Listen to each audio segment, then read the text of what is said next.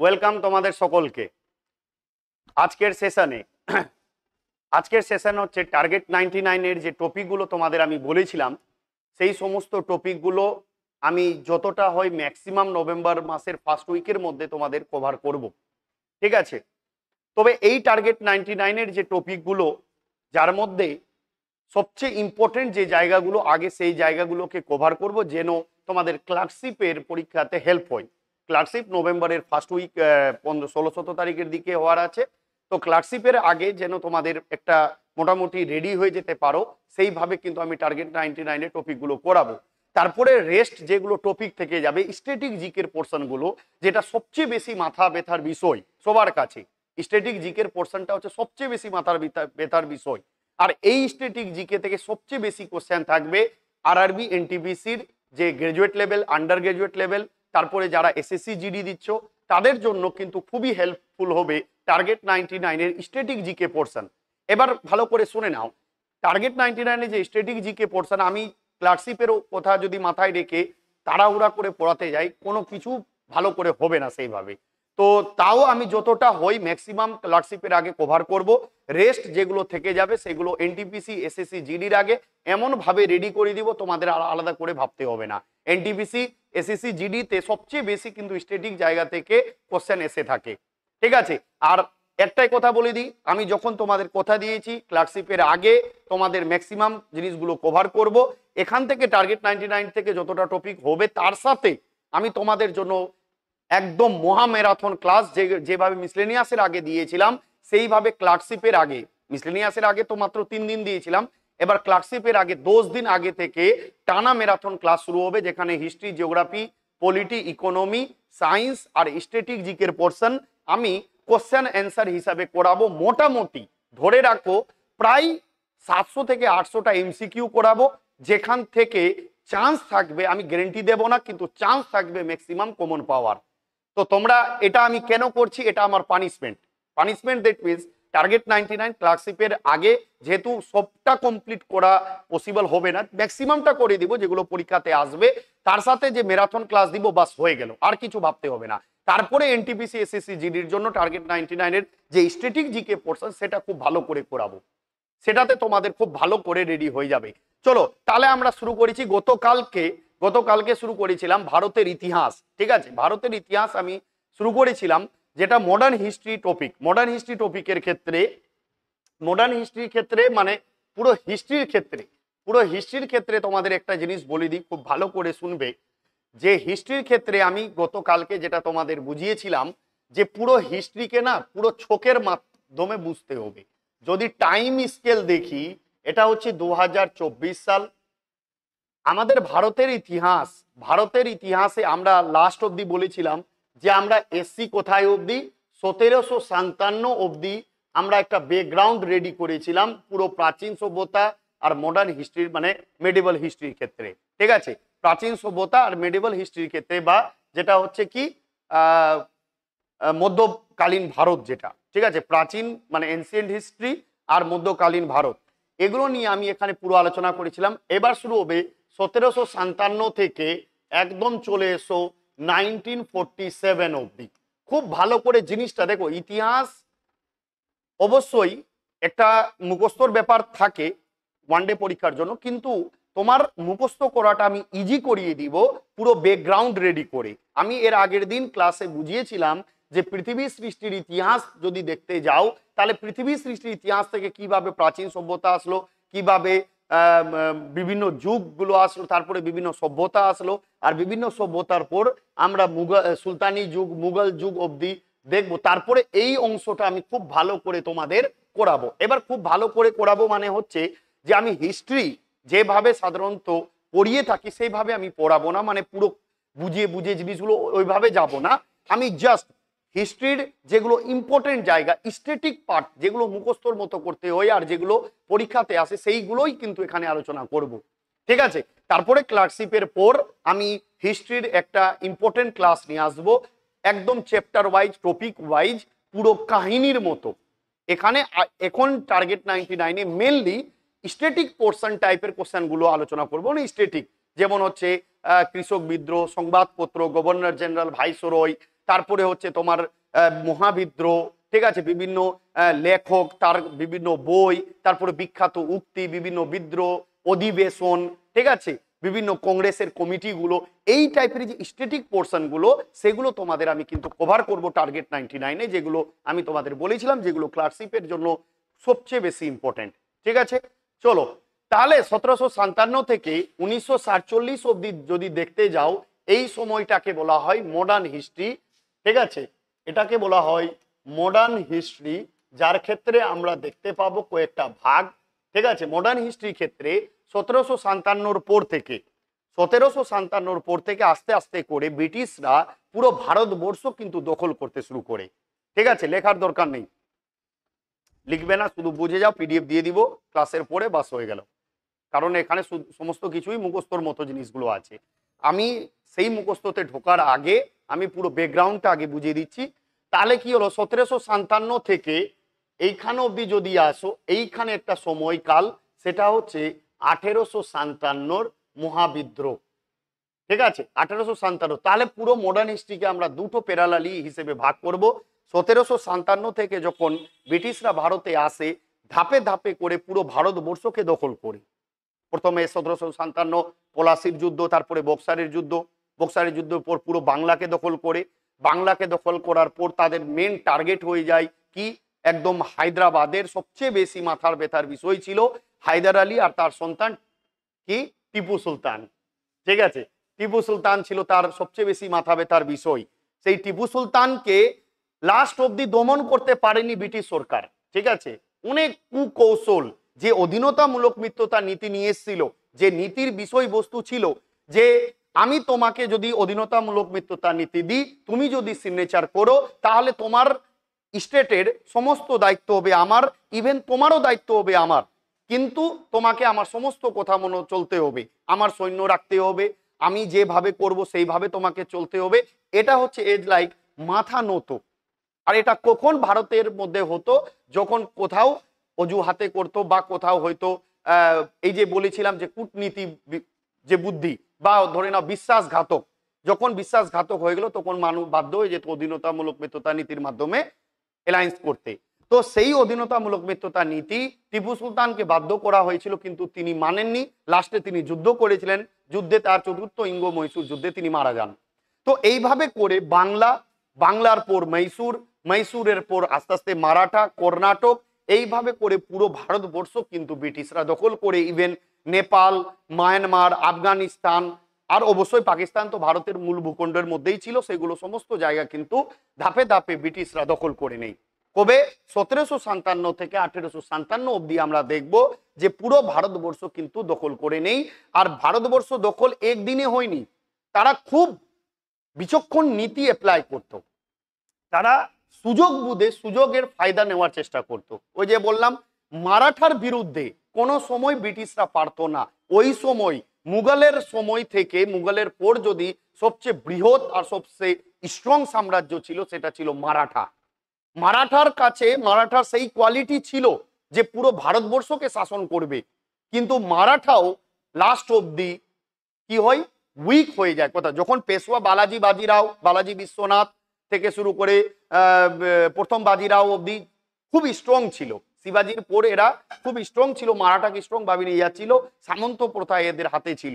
যখন এরপর আসে রঘুনাথ রাওয়ের সময়, যখন নারায়ণ রাও, রঘুনাথ রাও আসে, তখনই খেলাটা শুরু যায়। রঘুনাথ রাও বিশ্বাসঘাতক করে দেয়, তারা ব্রিটিশের সাথে সে অ্যালায়েন্স করে নেই, ব্রিটিশের সাথে অ্যালায়েন্স করে। ওই যে বললাম, এতদিন ব্রিটিশ কিচ্ছু করতে পারেনি।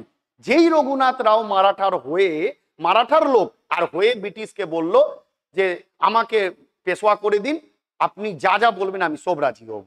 বাস রঘুনাথ রাও আসলো ব্রিটিশের কাছে, ব্রিটিশ তার ফায়দা নিয়ে আস্তে আস্তে করে পুরো মারাঠাকে দখল করলো 3-4টা যুদ্ধের মাধ্যমে। প্রথম ইঙ্গ মারাঠা যুদ্ধ, দ্বিতীয় ইঙ্গ মারাঠা, তৃতীয়, চতুর্থ ইঙ্গ মারাঠা যুদ্ধের মাধ্যমে ফাইনালি পুরোটাকে দখল করলো। ঠিক আছে, তো ওটাই হচ্ছে ব্যাপার যে তার আগে যতক্ষণ পেশোয়ার সময় ছিল, বাজিরাও, বালাজি বিশ্বনাথ, ঠিক আছে, প্রথম বাজিরাও, এদের সময় কিন্তু একটাও কিছু করতে পারেনি ব্রিটিশ। যখন বিশ্বাসঘাতকতা, তুমি দেখো ব্রিটিশের মারাঠাতে বিশ্বাসঘাতকতা, বাংলাতে বিশ্বাসঘাতকতা, মির্জাফর, তারপরে দেখো তুমি পাঞ্জাব চলে যাও, পাঞ্জাবে রঞ্জিত সিং এর সময়ে একটা চুলো বাঁকা করতে পারেনি ব্রিটিশ। যখন রঞ্জিত সিং ছিল, রঞ্জিত সিং এর সময়ে একটা চুলো বাঁকা করতে পারেনি, কিন্তু রঞ্জিত সিং এর পর যে পুরো আস্তে আস্তে ওদের মধ্যে যে ছিল, মানে পাঞ্জাবের মধ্যে আরো দুটো সেনা ছিল যারা শিখ ধর্মে, মানে শিখের সেনা ছিল বা পাঞ্জাবের সেনা ছিল, তারাই বিশ্বাসঘাতক করে, আর তাদের বিশ্বাসঘাতকের জন্যই ইঙ্গো শিখ যুদ্ধ হয় প্রথম, দ্বিতীয় হয়, তারপরে পুরো পাঞ্জাবকে দখল করে। কর্ণাটকে তুমি চলে যাও, মহীশূর, ওখানেও সেম করলো। ঠিক আছে, তো এইভাবে করে পুরো ভারতবর্ষ কিন্তু ছলে বলে কৌশলে ব্রিটিশরা দখল করে 1757 থেকে 1857 মধ্যে। এবার যখন দখল করে নেই ব্রিটিশরা, যখন ভারতবর্ষ দখল করে নেওয়ার পর, এবার ধরে নাও আমি তোমার এরিয়া দখল করে নিয়েছি, এবার আমি তোমার উপর বিভিন্ন অত্যাচার চালাচ্ছি। ঠিক আছে, বিভিন্ন তোমাকে জবরদস্তি বলছি তুমি নীল চাষ করো, তোমাকে জবরদস্তি বলছি তুমি ট্যাক্স দাও আমাকে, তোমার উপর জবরদস্তি আমি অনেক কিছু অ্যাপ্লাই করাচ্ছি। তাই সেই জন্য যে যারা জনসাধারণ ছিল সেখানকার সে স্টেটের, তারা কিন্তু বিক্ষুব্ধ হতে থাকে, তারা দিনে দিনে রাগ উঠতে থাকে তাদের উপরে যে ব্রিটিশরা আমাদের উপরে জবরদস্তি অত্যাচার চালাচ্ছে।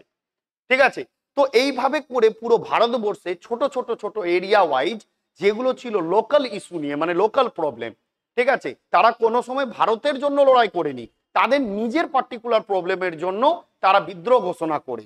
যার জন্য দেখতে পাবে যে 1857 আগে অবধি ছোট ছোট কৃষক বিদ্রোহ, উপজাতি বিদ্রোহ, বিভিন্ন জমিদারি বিদ্রোহ, এই টাইপের বিভিন্ন সন্ন্যাসী বিদ্রোহ, ফকির বিদ্রোহ, পলিগার বিদ্রোহ, পাইক বিদ্রোহ, ঠিক আছে, বিভিন্ন জাতি তারা নিজেদের পার্সোনাল ইস্যু নিয়ে কিন্তু লড়াই করে ব্রিটিশের সাথে, ছোট ছোট বিদ্রোহ করে। আর এই ছোট ছোট বিদ্রোহগুলো অনেক সময়, এই বিদ্রোহগুলোকে দমন করতে ব্রিটিশরা কাকে পাঠাতো? সেই ভারতীয় সৈন্যদেরকেই পাঠাতো। ভারতীয় সৈন্যরা ছিল ব্রিটিশদের মধ্যে, অনেকে ছিল ব্রিটিশদের আন্ডারে কাজ করত, ব্রিটিশ সৈন্য তো ছিল, তার সাথে কে ছিল? যে ভারতীয় সৈন্যও ছিল। আর এই যে ছোট ছোট বিদ্রোহ হচ্ছে ভারতবর্ষে, সেগুলোকে দমন করার জন্য এই ভারতীয় সেনাকেই পাঠাচ্ছে। ভারতীয় সেনা যাচ্ছে, বিদ্রোহ দমন করছে, মানছে না, গুলি চালাচ্ছে, আর এসে রাত্রে কান্নাকাটি করছে যে আমি ভারতীয় হয়ে ভারতের উপর করছি, গুলি চালাচ্ছি। এগুলো অনেক দিন ধরে মানে ভারতীয় সৈন্যদের মধ্যে একটা রাগ সঞ্চার হচ্ছিল দিনের পর দিন, যে আমরা কেন ভারতীয়দের উপর অত্যাচার করব, কেন ভারতীয়দেরকে বিদ্রোহকে দমন করার জন্য তাদের উপর আমরা গুলি চালাবো। এগুলো তো অনেক দিন ধরে তাদের উপর মাথা গরম হচ্ছিল। তার সাথে ইমিডিয়েট সৈন্যতে আসে, যেটা ইমিডিয়েট কোজ মানে তাৎক্ষণিক কোজ ছিল, কারণ ছিল, সেটা ছিল কি? কার্তুজকে নিয়ে। ঠিক আছে, সৈন্যদের কার্তুজকে নিয়ে সমস্যা হলো, যেটা চর্বি জাতীয় জিনিস মেশানো ছিল, সেটা নিয়ে ইস্যু হলো। আর যার জন্য ইমিডিয়েট কাজ, বলে না যে অনেক জনের অনেক দিন ধরে রাগ আছে, হঠাৎ তোমার উপরে আমার অনেক দিন ধরে রাগ, আমি রাগ পুষে রেখেছি, হঠাৎ তোমার একটা বিশাল ছোট্ট মিস্টেকই হলো, কিন্তু আমি ফেটে গেলাম তোমার উপরে।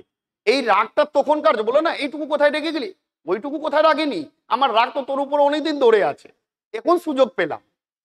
ঠিক আছে, তো সেইভাবে ভারতীয় সৈন্যদের রাগ অনেকদিন ধরেই ছিল ব্রিটিশদের উপরে। ইমিডিয়েট কোজের জন্য তারা বিদ্রোহ ঘোষণা করে দেয়, বিদ্রোহ করে দেয়। ঠিক আছে, তারা বিদ্রোহ করে দেয় কার উপরে? ব্রিটিশদের উপরে, মানে ব্রিটিশদের সাথে যেটা ছিল 1857 মহাবিদ্রোহ। তাহলে দেখো এই জায়গায় ভালো করে বুঝবে, 1757 থেকে 1857 হচ্ছে এরিয়া দখল করে, বিভিন্ন এরিয়া দখল করে, তারপরে এখানে ছোট ছোট বিদ্রোহ হয়, আর এই ছোট ছোট বিদ্রোহগুলো ফাইনালি রূপ নেই কিসের? সিপাহী বিদ্রোহের রূপ নেই, তাই তো? সিপাহী বিদ্রোহের রূপ নেই। সিপাহী বিদ্রোহ রূপ নেওয়ার পর, সিপাহী বিদ্রোহ যখন হয়ে যায়, তখন কিন্তু সিপাহী বিদ্রোহতে ভারতীয়রা পরাজিত হয়। ঠিক আছে, কারণ বিভিন্ন জায়গায় নানা সাহেব নিজের মতো করে চিৎকার করছে, মঙ্গল পান্ডে নিজের মতো চিৎকার করছে, ওইদিকে লক্ষ্মীবাই নিজের মতো করে চিৎকার করছে, সবাই নিজের মতো করে বিদ্রোহ করছে। একটা ইউনিটি মিলে যে বিদ্রোহ হতো, যেটা ভারতের ইতিহাসে ভারতের ব্রিটিশদের মানে তক্তা পাল্টে দিত, পাল্টা দেতা আগার যদি পুরো সিপাহী বিদ্রোহটা সংঘবদ্ধ ভাবে হতো। অনেক জায়গায় বিদ্রোহ হচ্ছে, অনেক এরিয়া আছে এমন যে জানেই না বিদ্রোহ হচ্ছে ভারতবর্ষের মধ্যে। ঠিক আছে, তো লোকাল একটা সাপোর্ট পায়নি, আর একটা ইউনিটির অভাবে 1857 সিপাহী বিদ্রোহ বা মহাবিদ্রোহ কি হয়, ফেলিওর হয়, আর যেটার জন্য ব্রিটিশরা কি করে, ব্রিটিশরা প্রচুর ভারতীয়কে জেলে ভর্তি করে, গুলি চালায়, প্রচুর অত্যাচার করে 1857 সময়। 1857 অবধি, 1757 থেকে 1857 অবধি ব্রিটিশের যে শাসন কার্য ছিল সেটা ইস্ট ইন্ডিয়া কোম্পানির হাতে ছিল। ইস্ট ইন্ডিয়া কোম্পানি পুরো শাসন চালাতো, কিন্তু ইস্ট ইন্ডিয়া কোম্পানির ক্ষেত্রেও অনেক দুর্নীতি দেখা যায়, আর সেই দুর্নীতির জন্য পুরো ভারতবর্ষের দায়িত্ব ব্রিটিশরা লন্ডনে নিজের মানে মহারানী ভিক্টোরিয়ার আন্ডারে পুরো সিস্টেমটাকে নিজের হাতে নিয়ে নেয়। যার জন্য তোমরা দেখবে 1757 থেকে 1857 অবধি অনেক রকমের অ্যাক্ট ছিল, আর যে অ্যাক্ট হিসাবে গভর্নর জেনারেল গুলো ভারতবর্ষে আসতো শাসন করতে। কিন্তু 1857 মহাবিদ্রোহের পর অ্যাক্টটা চেঞ্জ হয়ে যায়, ঠিক আছে। বিভিন্ন আগে ছিল রেগুলেটিং অ্যাক্ট, তারপরে বিভিন্ন অ্যাক্ট গুলো 1857 পর যেগুলো আসতে শুরু করে 1858-তে প্রথম অ্যাক্ট যেটা আসে, সেখান থেকে ব্রিটিশের মানে ব্রিটিশরা ইস্ট ইন্ডিয়া কোম্পানির হাত থেকে পুরো পাওয়ারটা নিজের হাতে নিয়ে নেয়, আর গভর্নর জেনারেলের যেটা পদ ছিল সেটাকে ভেঙে তৈরি করা হয় ভাইসরয় পদ। আর 1857 পর থেকে ভাইসরয় পদ চালু হয়, যেটা ছিল লর্ড ক্যানিং প্রথম ভাইসরয়, ঠিক আছে। তাহলে দেখো এই জায়গা থেকে যেগুলো স্ট্যাটিক টাইপের জিনিস যেগুলো পরীক্ষাতে আসে, যেগুলো থেকে আমাদের মাথায় রাখতে হবে, এই এরিয়া ওয়াইজ যে দখল করলো সেগুলোর ঘটনা, মারাঠা দখল করলো, সেখানে কি কি ঘটনা ঘটলো, সেখানে কি কি সন্ধি হলো, সেখানে কি কি যুদ্ধ হলো, সেখান থেকে কোশ্চেন আসে পরীক্ষাতে।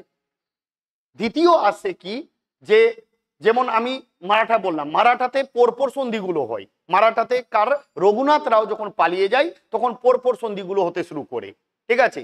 যেমন আমি সন্ধিগুলো তোমাদেরকে যে খুব আসে পরীক্ষাতে, সেই সন্ধিগুলো মাথায় রাখতে হবে। যেমন প্রথম মারাঠার সাথে সন্ধি হয়েছিল রঘুনাথ রাও এর, রঘুনাথ রাও ব্রিটিশের সাথে সন্ধি করেছিল সুরাটের সন্ধি 1775। আমি যত সন্ধি আছে আলাদা করে আমি তোমাদের ওটা করিয়ে দিব।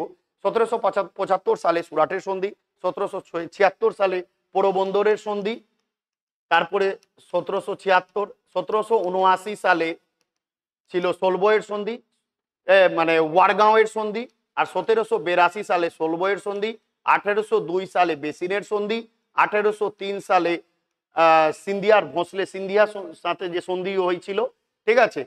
1806 সালে হয়েছিল রাজঘাটের সন্ধি, ঠিক আছে, রাজঘাট হোলকারের সাথে।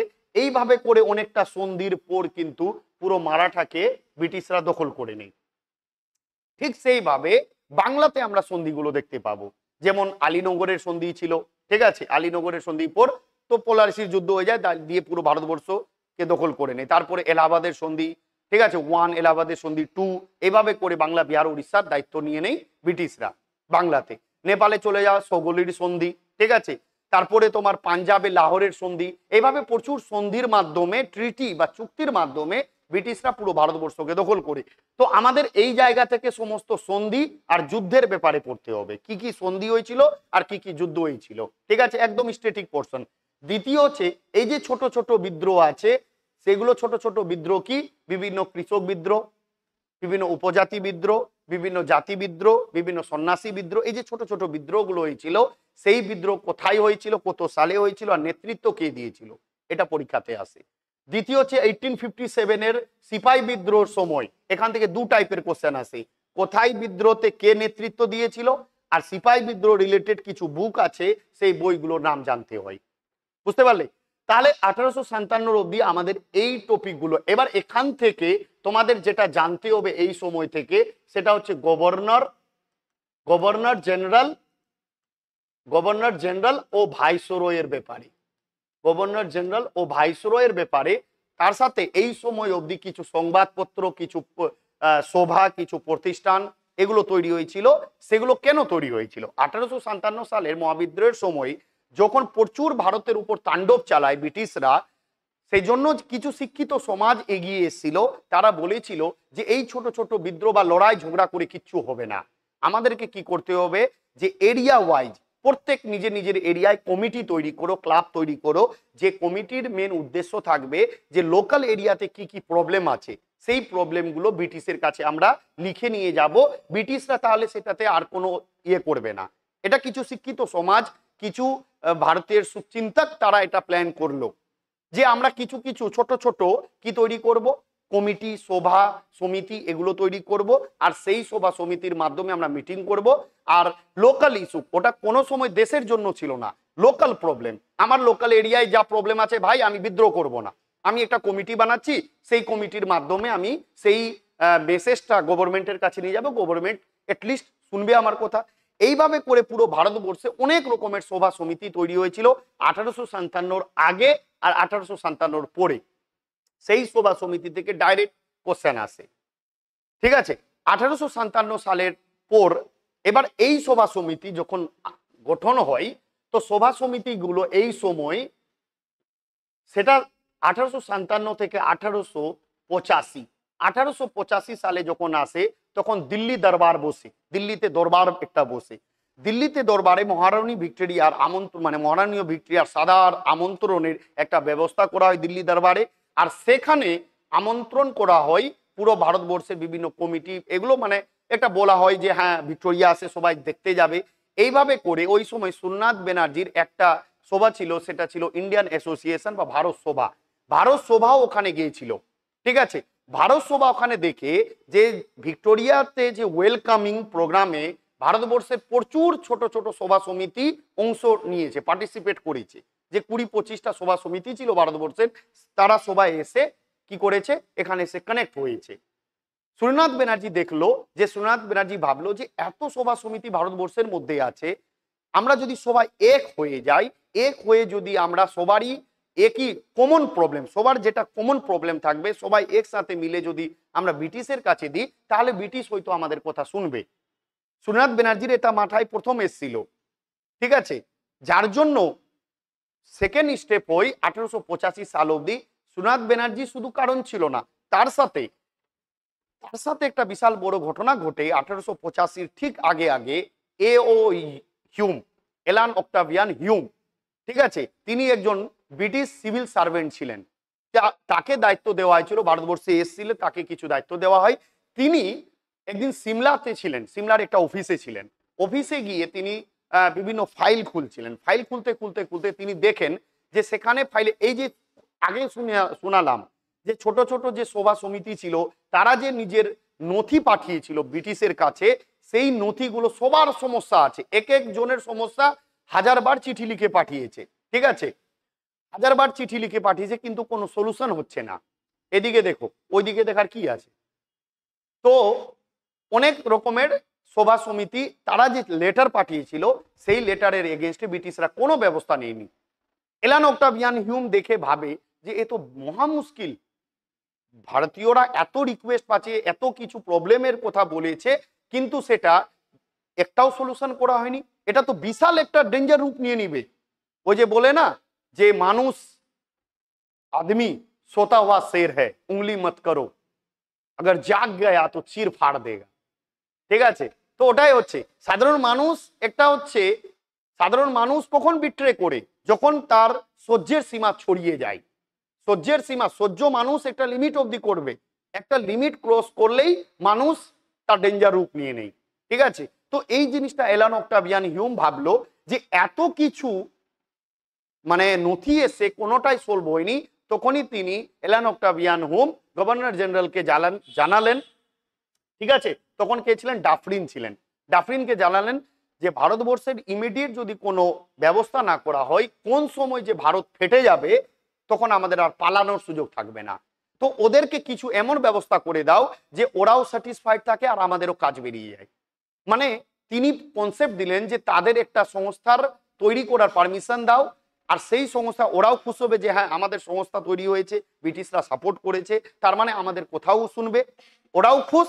আর এদিকে আমরা সেই জিনিসটাকে একটা সেফটি ভালভের মতো ইউজ করব, ঠিক আছে, সেফটি ভালভ, যেন ব্রিটিশরা না রেগে যায়, বা মানে ভারতীয়রা না রেগে যায় বা না আন্দোলন আর করে, ওরাও খুশ, আমরাও, আমাদেরও কাজ বেরিয়ে গেল। এই সেফটি ভালভের থিওরি এলান অক্টাভিয়ান হিউমের মাথায় এসেছিল। আর ওই সময় আগে থেকে সুরেন্দ্রনাথ ব্যানার্জি থেকে শুরু করে ছোট ছোট গোষ্ঠী সবারই কিন্তু মাথায় ছিল, আমরা একটা এমন সংস্থা বানাই যে পুরো ভারতবর্ষকে রিপ্রেজেন্ট করে।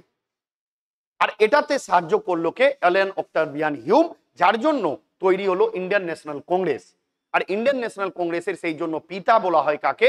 এলান অক্টাভিয়ান হিউমকে, ঠিক আছে। সুরেন্দ্রনাথ ব্যানার্জি, উমেশচন্দ্র ব্যানার্জি প্রমুখ এরা সবাই মিলে 1885 সালে ইন্ডিয়ান ন্যাশনাল কংগ্রেস তৈরি করে, যেটা ইন্ডিয়ান ন্যাশনাল কংগ্রেসের গল্প।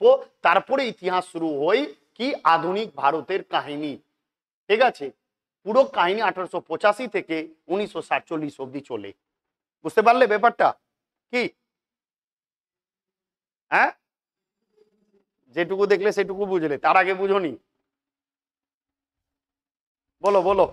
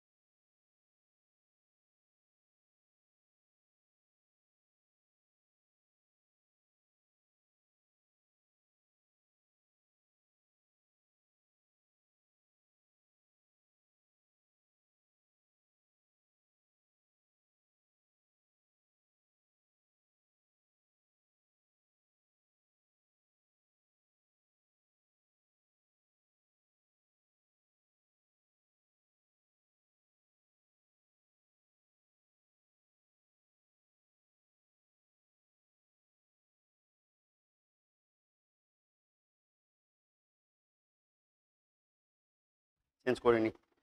ঠিক আছে, তাহলে এই ছিল এখন অবধি এখানকার গল্প। এবার মেন কাহিনী শুরু হবে কোথা থেকে? মেন কাহিনী শুরু হবে ভারতের ইতিহাসে। দেখো, আমি পৃথিবীর সৃষ্টির ইতিহাস থেকে গল্প শুরু করেছি। ঠিক আছে, এটা প্রথমে ব্যাকগ্রাউন্ড শুরু করেছি। আমি যখন অরিজিনাল ভাবে হিস্ট্রি পড়াবো না, তখন পুরো জিনিসটাকে বুঝবে। এটা আফটার ক্লার্কশিপ এক্সাম, এখন শুধু স্ট্যাটিক হিসেবে এগোবো। তাহলে দেখো, 1885 সাল, 1885 সালে ইন্ডিয়ান ন্যাশনাল কংগ্রেস তৈরি হয়, যার রোল ভারতবর্ষে ছিল 1947 অবধি।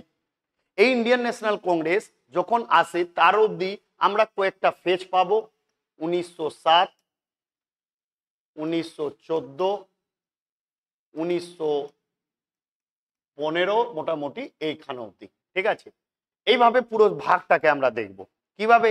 যেমন 1885 সালে ইন্ডিয়ান ন্যাশনাল কংগ্রেস তৈরি হয়, যেটা আমি কিছুক্ষণ আগেই বললাম, যে কংগ্রেসের কোনো সময় মোটিভ ছিল না ভারতের স্বাধীনতা। ভারতের স্বাধীনতা মোটিভ ছিল না তাদের। স্বাধীনতা মোটিভ তো পরে আসে। তাদের মেন মোটিভ ছিল লোকাল প্রবলেমকে সলভ করা, লোকাল যে ইস্যু ছিল সেগুলোকে সলভ করা। এবার এই এর মধ্যে ইন্ডিয়ান ন্যাশনাল কংগ্রেসের মধ্যে আমরা আবার কি দেখতে পাবো? ভারতের জাতীয় কংগ্রেসের মধ্যে আমরা কয়েকটা ভাগ দেখতে পাবো, কয়েকটা ফেজ। ঠিক আছে, যেটা ফেজ হচ্ছে কি, যে দুটো ফেজ, নরম দল আর গরম দল, নরমপন্থী আর চরমপন্থী, দুটো ভাগ ছিল ইন্ডিয়ান ন্যাশনাল কংগ্রেসে। 1885 সাল থেকে 1905 অবধি ছিল। ঠিক আছে, এটা ছিল নরমপন্থী। আর 1905-এর পর ছিল চরমপন্থী। ঠিক আছে, নরমপন্থী আর চরমপন্থী। নরমপন্থী হচ্ছে প্রে, প্লিজ, প্রার্থনা। ঠিক আছে, পিটিশন, মানে পিটিশন এগুলো তো ই করতো না, 3P মডেলকে বিশ্বাস করতো। প্রে করবে, প্লিজ করবে, আর কি করবে? পায়ে পড়বে। ঠিক আছে, এইভাবে করে ব্রিটিশের কাছে হাত জোর করে আমাদের কথা শুনে নাও। এদের কোনো কাজ ছিল না, এরা 3 দিনের তামাশা করতো, বাৎসরিক তামাশা বলা হতো। ঠিক আছে, বছরের একদিন এসে সবাই মিলে জমা হতো, সবাই নিজের নিজের মতো করে মতামত দিয়ে দিল। মতামত দেওয়ার পর চার্টে বানালো, সেটা ব্রিটিশের কাছে পাঠিয়ে দিল। সেটা সলভ হলো না কোনো ফ্যাক্টরি না। ঠিক আছে, এইভাবে করে দেখতে দেখতে 1905 সাল অবধি কিন্তু তাদের মধ্যে কিছু দল ছিল যাদের এই জিনিসগুলোকে সহ্য হচ্ছিল না। তারা বলছিল যে না, এইভাবে নরমপন্থী হিসাবে চললে ভারতে বর্ষে কোনো কাজই হবে না। চরমপন্থী ভাবনা সেখান থেকে 1901, 1902 থেকে আস্তে আস্তে ইভলভ হতে শুরু করে। আর 1905 সালে তারা ফুল অ্যাক্টিভ হয়ে যায় চরমপন্থী দল। তাদের মতাদর্শ ছিল যে আমরা বিদ্রোহ করব, আমরা আন্দোলন করব, আমরা পিটিশন দেব, আমরা প্রার্থনা করব না। ঠিক আছে, আমরা পিটিশন দেব, আমরা অ্যাসেম্বলি করব, বক্তৃতা দেব। ঠিক আছে, আর আন্দোলনকে আমরা বড় করে করব, কিন্তু নরমপন্থীরা ভয় পাতো যে না আমরা অত কিছু করব না। এই ডিবেটের জন্য নরমপন্থী আর চরমপন্থীর মধ্যে কি হয়, মানে উদ্ভব হয়, চরমপন্থীর মধ্যে নরমপন্থীটা উদ্ভব হয় আর বেরোয় 1905 সালে। সেই সময় 1905 সালে বঙ্গভঙ্গ আন্দোলন হয়। বঙ্গভঙ্গ আন্দোলনের সময় চরমপন্থীরা ভাবে যে এই আন্দোলনকে পুরো ভারতবর্ষের মধ্যে ছড়াবো, কিন্তু নরমপন্থীরা ভাবতো যে এটা ভারতবর্ষে ছড়িয়ে লাভ নেই, কারণ ভারতবর্ষে ছড়ালে কি হবে, ভারতবর্ষে ছড়ালে সমস্যা হবে, কারণ অত দরকার নেই, আমাদের শুধু কিসের মধ্যে আমরা থাকবো, যে শুধু বাংলার মধ্যে থাকবে, কারণ বাংলার ব্যাপার, বাংলা ভাগ হয়েছে, আমরা পুরো ভারতবর্ষে কেন নিয়ে যাব। এটা নরমপন্থীদের ধারণা, কিন্তু চরমপন্থীদের ধারণা যে না আমরা পুরো ভারতবর্ষে ছড়াবো জিনিসটা। এই নিয়ে 1905 সালে তাদের মধ্যে ঝামেলা বাড়ে। 1905 সালের যে হয়েছিল, অধিবেশন হয়েছিল, ঠিক আছে, 1905 সালের পর 1906 সাল আসে। 1906 সালে আবার ঝামেলা বাঁধে। তারা প্রথম ডিক্লারেশন করে যে আমাদেরকে প্রেসিডেন্ট করতে হবে, চরমপন্থীরা বলে যে আমাদের প্রেসিডেন্ট করতে হবে 1906 সালে, ঠিক আছে। 1906 সালে ওদের কথা মানলো না, অনেক কাহিনী আছে আমি বলবো পরে, ঠিক আছে। লাস্টে 1907 সাল যখন আসলো, আবার চরমপন্থীরা ডিমান্ড করলো যে আমাদের প্রেসিডেন্ট রাখতে হবে, ইন্টারন্যাশনাল কংগ্রেসে আমাদের প্রেসিডেন্ট রাখতে হবে, ঠিক আছে। কিন্তু ওই সময় প্রেসিডেন্ট রাখার খুব একটা সিস্টেম ছিল যে তোমাকে যদি প্রেসিডেন্ট করায়, যাকে প্রেসিডেন্ট করা হবে ইন্টারন্যাশনাল কংগ্রেসের, সে কোনো একটা যে এরিয়া থেকে হবে, ঠিক আছে, যে এরিয়া থেকে বিলং করবে সেখানে অধিবেশন বসবে না, ঠিক আছে, এরকম একটা ছিল। এগুলো বুদ্ধি খাটিয়ে নরমপন্থীরা সুযোগই দেয়নি চরমপন্থীকে। লাস্টে এরা রেগে টেগে লাস্টে এরা কি হতো, ওই তাসের পাত্তি বের করতো। এমন একজনের, নরমপন্থীরা এমন একজনের নাম রেখে দিত চরমপন্থীদের সামনে যে চরমপন্থীরা চাইলেও আর এগেনস্ট করতে পারতো না। দাদা ভাই নরজি, বাপরে, না না এর বিরুদ্ধে কিছু বলা যাবে না, ঠিক আছে। এইভাবে গোপাল কৃষ্ণ গোখলে এদের নাম চলে আসতো, সোমনাথ ব্যানার্জির নাম ছিল, তখন এরা বুদ্ধি করে তাদেরকে প্রেসিডেন্ট করতো নরমপন্থীরা, যেন এরা কিছু না বলতে পারে। 1907 সাল ছিল, যেটা ছিল সুরাটে অধিবেশন বসেছিল।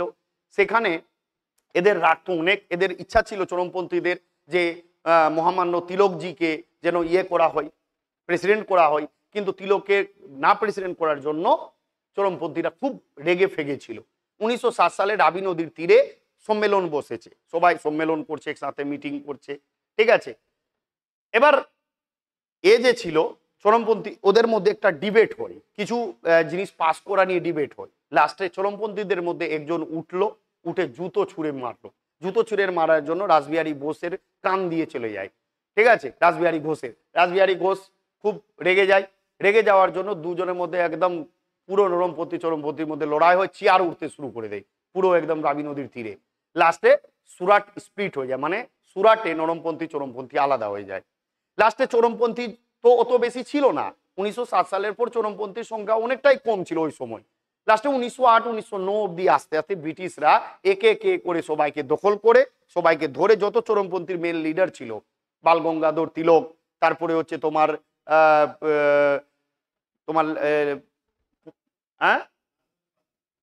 লালবাল পাল, ঠিক আছে, তো বিপিন চন্দ্র পাল, এদেরকে সবাইকে অ্যারেস্ট করে, রাসবিহারী বোসকে অ্যারেস্ট করে সবাইকে কিন্তু জেলে ভর্তি করে দেয়। জেলে ভর্তি করার জন্য এবার চরমপন্থী সাইলেন্ট হয়ে গেছে, চরমপন্থী নেই। আর নরমপন্থী তো ব্রিটিশদের লোক, ব্রিটিশদের কথা মতো চলে, ওদের কোনো নরমপন্থীকে নিয়ে কোনো মাথায় ব্যথায় নেই। বাস হয়ে গেল গল্প। চরমপন্থীকে নিয়ে এবার আরামসে খুশিতে থাকছে, চরমপন্থী অ্যারেস্ট হয়ে গেছে। এই সময় 1907-08 সালের সময় যখন চরমপন্থীদের আদর্শে অনুপ্রাণিত হয়েছিল কিছু ইয়াং সমাজ, যারা বলছিল যে না চরমপন্থীদের রুট তাও একটু ঠিক আছে, মানা যাবে, নরমপন্থীদের তো মানাই যাবে না, চরমপন্থীদের তাও একটু মানা যাবে, তবে চরমপন্থীরও কিন্তু রুট ঠিক না। তারা বললো যে না, কোনো সময় হাত জোর করে আর পিটিশন দিয়ে আর নথি দিয়ে ভারতকে স্বাধীন করা যাবে না। ভারতকে স্বাধীন করতে হলে বোম ফাটাও, ব্রিটিশদের উপর বোম মারো। আর সেই 1908 সাল থেকে দেখতে পাবে যে ইন্ডিয়ান ন্যাশনাল কংগ্রেসের মধ্যে আরেকটা ভাগ বেরোয় 1908-এর পর। সেটা ছিল কি, বিভিন্ন রিভোশনারি অ্যাক্টিভিটি, ঠিক আছে, বিভিন্ন রিভোশনারি, ক্ষুদিরাম বোস, প্রফুল্ল চাকি, ঠিক আছে। এইভাবে 1908 থেকে 1914, 15, 16 অব্দি ফের চলে কার, একদম রিভোশনারি অ্যাক্টিভিটি। রিভোশনারি যারা অ্যাক্টিভিটি করতো, বোম ফাটানো থেকে শুরু করে এইভাবে তারা কিন্তু করতো, ঠিক আছে। এবার 1914-15 সালে এসে কোমাগা মাতা মারুর ঘটনা ঘটে, ঠিক আছে, কোমাগাতা মারু তারা বিদ্রোহতে যে জাহাজে করে আসার যে ব্যাপারটা ছিল সেটা একটা ঘটনা ঘটে। তো যাই হোক 1914-15 পর থেকে শুরু হই, পুরো 1915-16 সময় থেকে, এই সময় থেকে শুরু হয় গান্ধিয়ান ড্রামা। ঠিক আছে, গান্ধিয়ান ফেজ বা গান্ধিয়ান ড্রামা, বিপিন চন্দ্র পালের বইয়ে একটা টার্ম আছে গান্ধিয়ান ড্রামা। 1915-16 থেকে 1947 সাল অবধি পুরো ভারতবর্ষের কাহিনী তখন অন্য রূপ নেই। ঠিক আছে, যেটা আমরা পুরো কাহিনীটা শুনবো, পুরো জিনিসটাকে শুনবো কখন, নেক্সট এপিসোডে। ঠিক আছে, কিন্তু তার আগে আমি বলে দিচ্ছি, এটা তো আমি দুটো ক্লাসের মাধ্যমে পুরো ব্যাকগ্রাউন্ডটা বোঝালাম। এবার এই জায়গায় আমি বারবার বলে দিচ্ছি, আমি কোনো বোঝানোর জায়গায় নেই, শুধুমাত্র যেগুলো ক্লার্কশিপের পরীক্ষা বা পুলিশের পরীক্ষায় যে কোশ্চেনগুলো আসে স্ট্যাটিক পোর্শন হিস্ট্রি, মডার্ন হিস্ট্রির ক্ষেত্রে, যেটা কিছুক্ষণ আগে বললাম, কৃষক বিদ্রোহ, তারপরে হচ্ছে বিভিন্ন সভা সমিতি, সিপাহী বিদ্রোহ, গভর্নর জেনারেল, ভাইসরয়, বিভিন্ন সংবাদপত্র, তার সাথে যেগুলো টার্গেট 99-এর আমি টপিক দিয়েছিলাম, সংবাদপত্র, বিভিন্ন সন্ধি, ট্রিটি, তারপরে বিভিন্ন বিদ্রোহ আন্দোলন।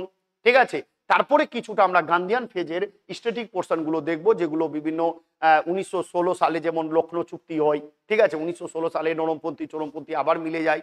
1917 সালে অধিবেশন হয়। 1918 সালে আবার রাওলাট অ্যাক্ট আসে। 1919 সালে মন্টেগু চেমসফোর্ড আসে। 1920 সালে অসহযোগ আন্দোলন শুরু হয়, 1924 অবধি চলে। এই যে আমরা পুরো এই যে স্ট্যাটিক পোর্শন পড়ার পর 1916 সাল থেকে 1947 সাল অবধি আমি সাল ধরে ধরে পড়িয়ে দিব একটা ক্লাসে।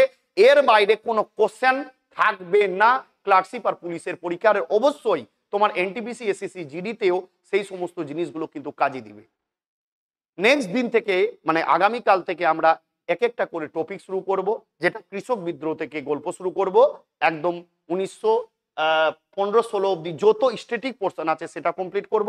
তারপরে 1915-16 থেকে 1947 অবধি সাল ধরে ধরে পড়িয়ে দিব, বা হিস্ট্রি গল্প শেষ। ক্লার্কশিপের আগে অ্যাটলিস্ট আমি হিস্ট্রি, জিওগ্রাফি, পলিটি, ইকোনমির মোস্ট ইম্পর্টেন্ট না ম্যাক্সিমামটাই কভার করে দিব। স্ট্যাটিক জিকের কিছু গুরুত্বপূর্ণ অংশ আলোচনা করব, কিন্তু স্ট্যাটিক জিকে সবচেয়ে বেশি ইম্পর্টেন্ট এনটিপিসি আর এসএসসি জিডির জন্য, যেটা হয়তো যতটা হয় আমি ক্লার্কশিপে হেল্প করবে এটা। আর বাকি অংশ আমি আবার ক্লার্কশিপের পরীক্ষার পর থেকে শুরু করব, কি মানে যেটা আগে থেকেই চলবে, বন্ধ হবে না, স্ট্যাটিক জিকে মানে টার্গেট 99-এ যেগুলো স্ট্যাটিক জিকে আছে। ঠিক আছে, চলো তাহলে নেক্সট দিন আমরা নেক্সট টপিক থেকে শুরু করব। ওকে, ধন্যবাদ। ক্লাস কেমন লাগলো অবশ্যই কমেন্ট সেকশনে জানাবে, ঠিক না? কি ভালো লাগছে সিরিজটা? তো যদি ভালো লাগে তো জানাবে, না হলে সিরিজটা বন্ধ করে দিব। ঠিক আছে, চলো, ধন্যবাদ।